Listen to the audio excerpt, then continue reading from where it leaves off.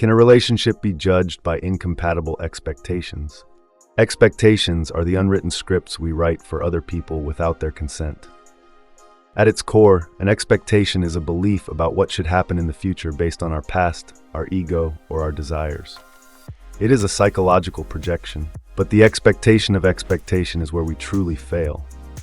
This is the meta-level belief that our expectations are universal truths, that if we expect something, it is naturally right or fair, and therefore, the other person is objectively wrong for failing to meet it.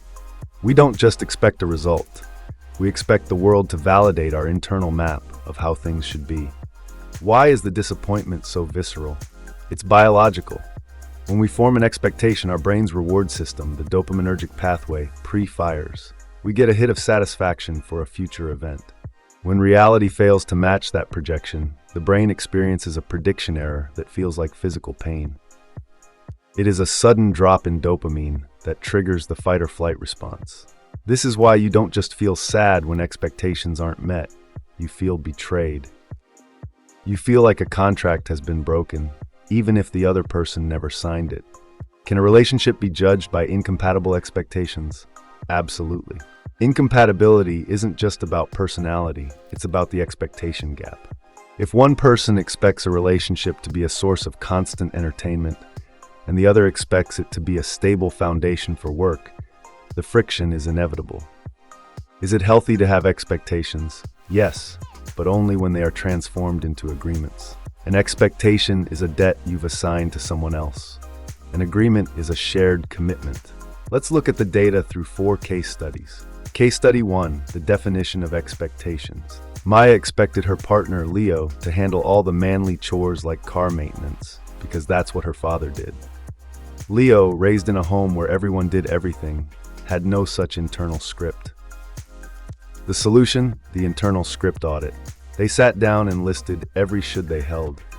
By externalizing the unwritten rules, they turned silent expectations into a shared manual of operation.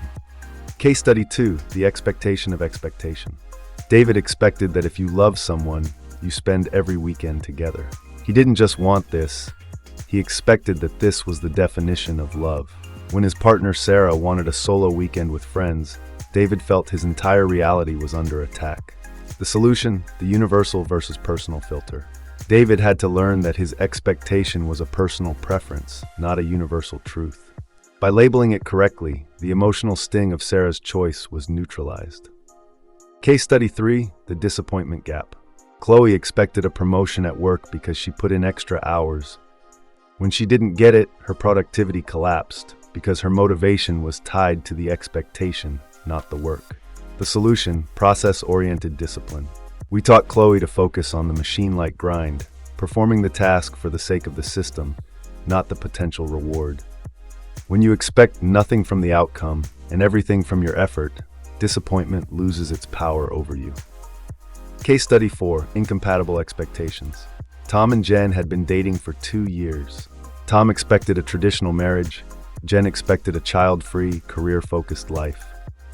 They tried to love their way through it, but the expectations were structurally incompatible. The solution? The hard stop assessment. They realized that staying together was an act of mutual sabotage. A healthy relationship requires a baseline of shared non-negotiables. By acknowledging the incompatibility early, they avoided a decade of resentment. Is it healthy to have expectations? It is healthy to have standards. A standard is a level of quality you require for your own life. An expectation is a demand you place on someone else's behavior.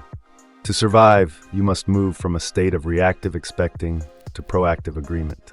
Stop waiting for the world to fulfill your unstated scripts. Build systems that don't rely on the luck of someone else guessing your needs. Turn your expectations into conversations and your disappointment into data.